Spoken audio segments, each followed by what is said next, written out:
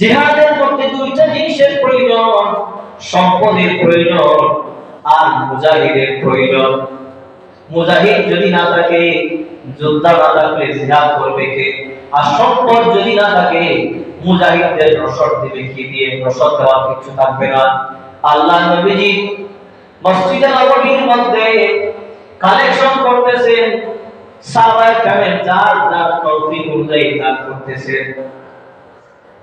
হযরত রাসূল করিম সাল্লাল্লাহু আলাইহি ওয়াসাল্লাম সব শেষ হওয়ার পরে আমার নবীজি বলে, আমার কলিজার টুকরা সাহাবী আবু বকরকে দেখি না কেন?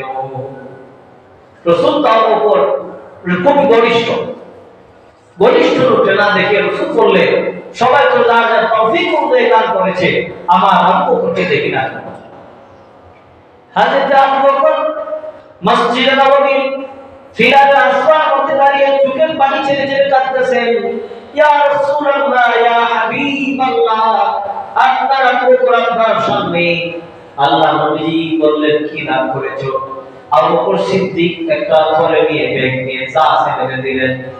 আল্লাহ নবীজি বললেন, ও আমার সাহাবায়ে কেরাম শোনো, আজকে যে যা দান করেছো আমার আবু বকরের দানের সমান হয় নাই, আমার আবু বকরের দানের মর্যাদা সবচেয়ে বেশি হয়েছে। সাহাবায়ে কেরামের মনে প্রশ্ন, এত দান করলাম, আবু বকর সিদ্দিকের দান সবার চাইতে বেশি মর্যাদাশীল হলো কেমনে? হযরত রাসূল বললেন, তোমাদের মনে হয়তো অনেকের প্রশ্ন জানতে পারে, আবু বকর সিদ্দিকের দানের মর্যাদা এত বেশি হলো কেমনে? নবীজি একজন সাহাবীকে জিজ্ঞাসা করেন, তুমি কি দান করেছো?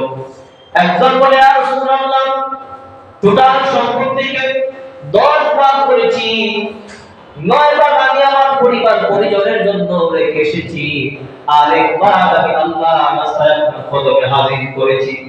আরেকজন জিজ্ঞাসা করেন, তুমি কি দান করেছো আর কি বাড়ির জন্য রেখে এসেছো? সাদ বলেন, ইয়া রাসূলুল্লাহ, আমার টোটাল সম্পত্তির আমি 8 ভাগ করেছি, 1 ভাগ আমি আপনার কদমে আল্লাহ রাস্তায় দান করেছি, আর বাকি 7 ভাগ আমার পরিবার পরিজনের জন্য রেখে আসলাম। আরেকজন জিজ্ঞাসা করেন, ও সাহাবী, তুমি কি দান করেছো? সাদ বলেন, ইয়া রাসূলুল্লাহ, আমার টোটাল সম্পত্তির 5 ভাগ করেছি, 4 ভাগ আমার পরিবারের জন্য রেখে দিলাম, আর 1 ভাগ আমি আপনার কদমে আল্লাহ রাস্তায় দান করে দিলাম। আরেকজন জিজ্ঞাসা করেন, তিনি বলেন, ইয়া রাসূলুল্লাহ, ইয়া হাবিবাল্লাহ, আমার টোটাল সম্পত্তির আমি 3 ভাগ করেছি, 1 ভাগ আমি আপনার কদমে আল্লাহ রাস্তায় দান করেছি, আর 2 ভাগ আমি আমার পরিজনের জন্য রাখলাম। সব শেষে হযরত আবু বকর সিদ্দিককে বললেন, ও আবু বকর সিদ্দিক, তুমি কি দান করেছো আর কি রেখে এসেছো?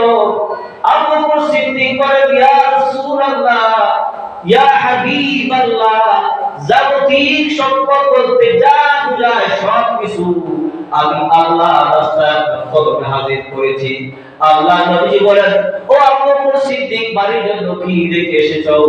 আবু বকর সিদ্দিক বলেন, ইয়া রাসূলুল্লাহ, বাড়ির জন্য আল্লাহ এবং রাসূলের ভালোবাসা আমি রেখে এসেছি। সুবহানাল্লাহ। সাহাবায়ে কেরামের বুঝ হয়ে গেল, কেন আবু বকর সিদ্দিকের দানের মর্যাদা আল্লাহ যা ছিল সব দিয়েছেন, রেখে এসেছেন কি? আল্লাহ এবং নবীজির মহব্বত, আল্লাহ এবং নবীজির ভালোবাসা।